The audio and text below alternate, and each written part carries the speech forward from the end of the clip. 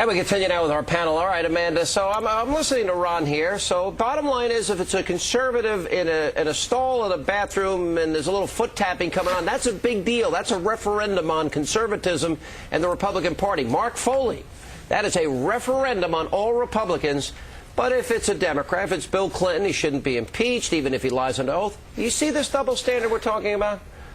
Yeah, well, some people have arguably said that it was okay for Bill Clinton because they knew he was a dirty dog before he ever took office. But in the case of John Edwards, I think he should be held to the same standard because he adopted the conservative moral values and he campaigned on them. But there's one thing I do want to revisit in the timeline aspect of it, which I think you're very right to concentrate on, and that's that he said in that Nightline interview he told his wife the affair was over in 2006 and that she was furious. Yeah. But those photos were taken at the last week of 2006. So is it likely that Elizabeth Edwards knew the affair went on, was furious, and then allowed this woman to be on a campaign plane with him? I think it just blows his whole story. And there are also reports, the Inquirer, that has had it right up to this point, Chris, is pointing out that there were numerous liaisons at this hotel in Beverly Hills that went on much later. But there are other questions that may become a legal issue for him. Number one, did he really know about the hush money? Did he know about $15,000 being paid monthly? Did he know who paid for the expensive mansion she was living in Santa Barbara? And this woman who's not qualified to do these documentaries, was this a, job of silence? Was paid over $100,000 to go shoot documentaries, which she'd never done before. I mean, really, the narcissism and hypocrisy that go into this are just remarkable. You look at one; he's running for president on moral values. His wife has been diagnosed with cancer, and yet this is a man that we're going to trust of leading the free world. He's not running for president. Excuse me. Hang on a second. Well, no, he's not now, but he was at the time, and he was considering it. And I think that's really the whole. Right. That's why this is an issue. Let me go back to Ronald, because Ronald, I want to go back to this fundamental issue. I want to know. You got to explain this to me. I'm just not getting this. Explain to me.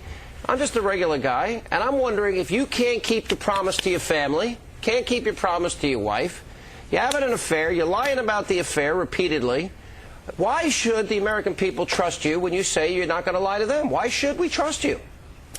Well, because I think that there's a question here. The question of trust goes to more than the personal responsibility between the man and his wife. I think that the right wing really has carried this whole question too far. I agree with you, looking into people's bedrooms, and looking under their bedrooms, trying to find out whether or not that level of trust. And by the way, that's a great is the kind of trust that you use in the Oval Office. That's a great question Sean asked. And so, Amanda, if that's true, you can't trust somebody who had an affair. How can we trust John McCain to be president of the United States since he cheated by his own admission on his first wife? He didn't keep his marital vows. He didn't keep his pledge to his first family. 30 years ago, after 5.5 years in a prisoner of war camp. She has nothing to do with it. Amanda, so how do we trust John McCain to be president of the United States? Well, that's an issue I think has been thoroughly vetted for many years now. He cheated on his wife, right? And this is something he cheated on his John wife, right? Edwards is after 5.5 years in a prisoner of war camp. It has nothing to do with it. He cheated on 5.5 years after prisoner of war camp. Hey, should we lose the guess and you and I argue? Yeah, I will. It had nothing to do with it. He cheated on. Excuse me, Sean.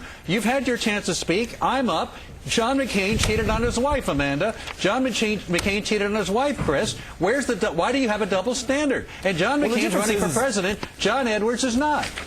He is. John Edwards is running for president now. He was doing it when he was having the affair. His wife had been diagnosed with cancer, Alan. I mean, if you can't see the difference between the two situations. John McCain's wife was in a car accident, and he came back, and all of a sudden he decided he didn't love her anymore, and he saw another woman. And his timeline that he talked about in his book isn't vetted by the actual events of when he actually got a divorce. So why is there a double standard? He stood up and he criticized Bill Clinton for his actions of Monica Lewinsky and called. I mean, John Edwards was one of the biggest critics of Bill Clinton. John McCain's running for president. What about his affair?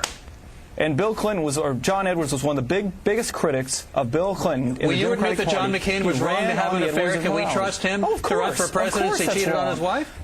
Of course it is wrong to have an affair. There's no question about that. So can we trust John McCain to take a vow of office? Does it matter today? Can we assume that 30 years ago? I mean, look, Robert Byrd was a member of the Ku Klux Klan a certain amount of time ago. After 5.5 years in a Vietnam camp getting beaten every day, there's a difference. 5.5 years after getting beaten every day. So it's okay they had an affair on his wife? No, you know what? But there are circumstances you ought to consider. That lets him off the hook. Let's see how you act after you get beaten after 5.5 years. In just a moment.